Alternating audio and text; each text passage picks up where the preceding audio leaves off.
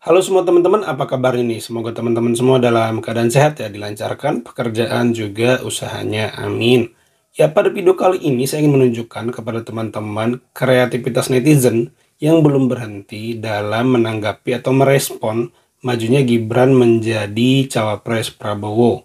Salah satunya adalah melalui lirik-lirik lagu, melalui lagu yang diplesetkan atau menciptakan lagu untuk mengekspresikan, mengkritik, menyindir Gibran, menyindir pendukungnya, bahkan menyindir Prabowo. Yang entah kenapa gitu ya, tidak konsisten ya Gibran ini antara perkataan dan perbuatan, dan itu terus membekas di benak netizen.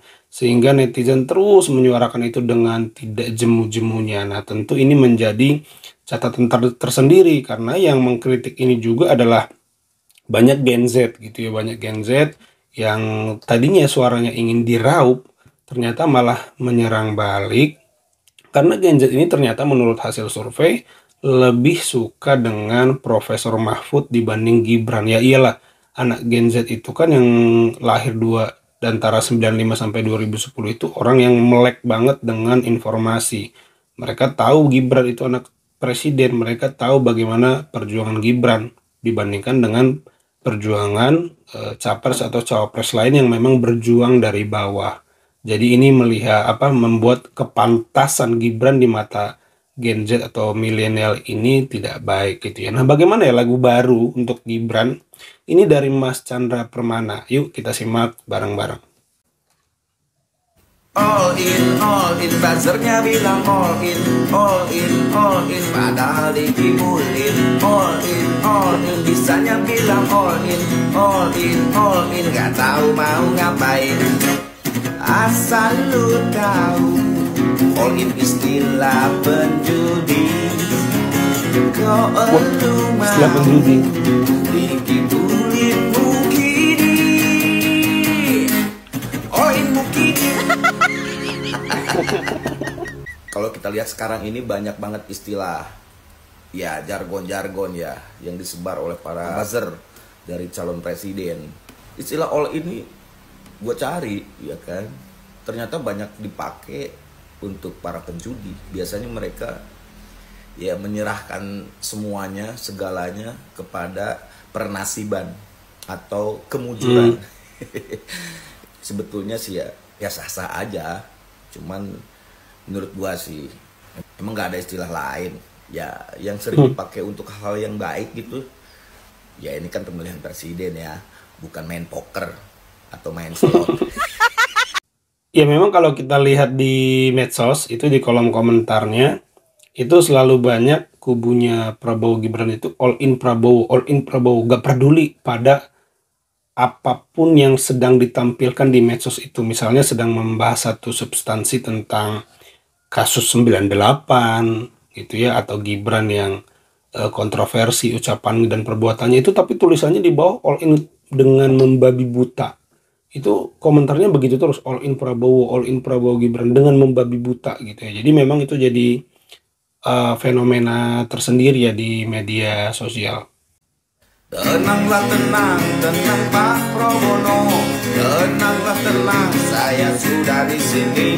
Ketua Mahkamah itu paman saya, ketua partainya juga adik saya. Para PJ kepala daerah itu juga orangnya bapak saya. Percayalah pada settingannya, semua sudah diatur bapak saya. Tenanglah Bapak Prabowo, yang demo kita anggap raono. Tenanglah Bapak Prabowo, di Konoha masih banyak yang dongo.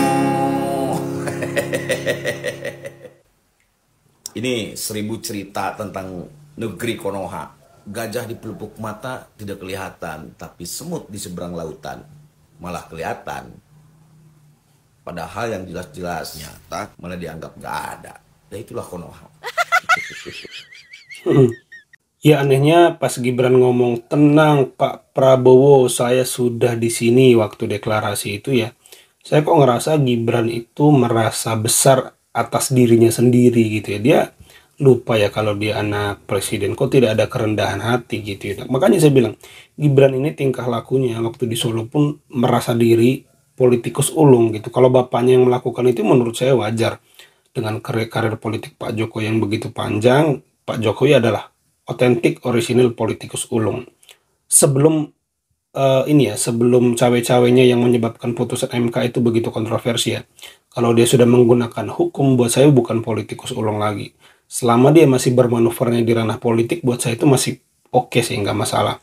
Seandainya tadi wakilnya Erick Thohir, saya acungi jempol Pak Jokowi, karena dia memang politikus ulung yang menjadi kingmaker, yang menciptakan seorang Prabowo dan Erick Thohir untuk melawan Bu Megawati maksud saya. Tapi begitu ada kontroversi skandal MK dan harus anak Jokowi yang maju, buat saya bukan lagi politikus ulung. Kalau sudah dia obrak-abrik hukum, buat saya tidak lagi murni politik, dan ini sudah tidak menyenangkan, tidak fun lagi gitu ya. Jadi anehnya lagi Pak Jokowi itu selalu bilang netral ke aparat, tapi dianya sendiri enggak loh. Jadi waktu kunjungan ke Bali itu baru-baru ini baliho Ganjar dicopot, entah apa sebabnya, dan dia menemui relawan yang mendukung Prabowo Gibran. Jadi kenetralannya itu patut dipertanyakan ya. Itu pun sudah pasti sih, karena Gibran kan anaknya ya, bagaimana mungkin dia bisa netral secara naluriah aja lah, secara naluriah bagaimana seorang bapak bisa tidak mendukung anaknya. Ini melawan kodrat kalau dia tidak mendukung anaknya gitu loh. Secara naluri pasti bapak ingin anaknya menang, jadi mustahil Pak Jokowi itu bisa yang namanya bersikap netral gitu ya teman-teman. Kurang cerdas dapat diperbaiki, kurang cakap dapat dihilangkan dengan pengalaman. Namun tidak jujur sulit diperbaiki. Kurang cerdas dapat diperbaiki, kurang cakap dapat dihilangkan dengan pengalaman. Namun tidak jujur sulit diperbaiki. Membaca tanpa merenungkan, bagai makan tanpa dicerna. Keberanian bukan berarti tidak takut. Keberanian berarti menaklukkan ketakutan. Tanpa persatuan dan kepedulian, Indonesia hanya sekedar sebuah nama dan peta. Jauh lebih penting bertindak daripada hanya sekedar berhormat. Jauh lebih penting bertindak daripada hanya sekedar berhormat.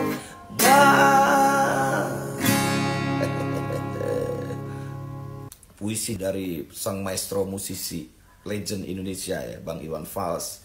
Itu saya coba buatin lagu tuh, tanpa dikurangi sedikit pun ya, tanpa ditambah juga. Ya mengalir apa adanya seperti puisinya Bang Iwan barusan. Sepertinya syarat dengan pesanan seperti diarahkan kepada sosok muda yang memang belum ya, kurang cakap, tapi katanya masih bisa dihilangkan dengan pengalaman ya, karena ada pengalaman 2 atau 3 tahun itu ya kan. Dan kurang cerdas pun masih bisa diperbaiki. Tapi intinya Bang Iwan pengen menyampaikan bahwa ya kalau problemnya tidak jujur itu sulit diperbaiki. Ya memang benar, kalau tidak jujur ya udah susah. Tapi ada yang lebih penting lagi sih. Ya kalau sudah kurang cakap, tidak jujur pula, nah itu yang berbahaya ya.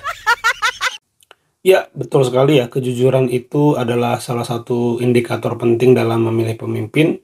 Artinya tidak A yang dikatakan, B yang dilakukan. Dan Mas Gibran itu dengan mudahnya bicara A melakukan B dalam jangka waktu yang singkat. Gak ada beban. Itu yang saya ulang-ulang, saya bilang, dia anggap remeh pendengarnya. Dia anggap remeh setiap kalimat yang keluar dari mulutnya. Ini menurut saya bentuk keangkuhan ya. Karena begini, ketika dia mengatakan A, berarti dia tidak menghargai pendengarnya. Kan dia contoh SKCK. Enggak, saya nggak ada bikin SKCK. Saya tegak lurus partai. Terus saya tegak lurus ketum. Saya tidak minat jadi cawapres Prabowo gitu ya, kurang lebih intinya. besoknya udah berubah. Artinya dia tidak menghargai pendengarnya. Dia anggap itu mungkin batu, mungkin besi, benda mati gitu ya. Artinya bukan orang yang punya memori, punya ingatan. Kalau dia menganggap lawan bicaranya orang yang punya memori, minimal beban sedikit ada loh untuk berbelok dari apa yang dia ucapkan. Tapi karena mungkin dia anggap pendengarnya itu, lu mah rakyat kecil, lu mah orang miskin, udah deh gua ngomong A B C D juga lu nggak bisa apa-apa. Mungkin begitu, mungkin saya tangkap. Karena kalau nggak pasti minimal dia terbeban untuk melakukan lain dari yang dia bicarakan. Tapi faktanya enggak loh. Jadi makanya saya bilang, ini sungguh sepele. Nah, apakah dia juga tidak terbeban dengan dirinya sendiri? Pemimpin kan yang dipegang adalah ucapannya. Gitu ya teman-teman. Ya itu aja teman-teman video kali ini. Semoga videonya bisa dinikmati. Terima kasih yang sudah menyimak sampai selesai. Sampai jumpa di video saya selanjutnya.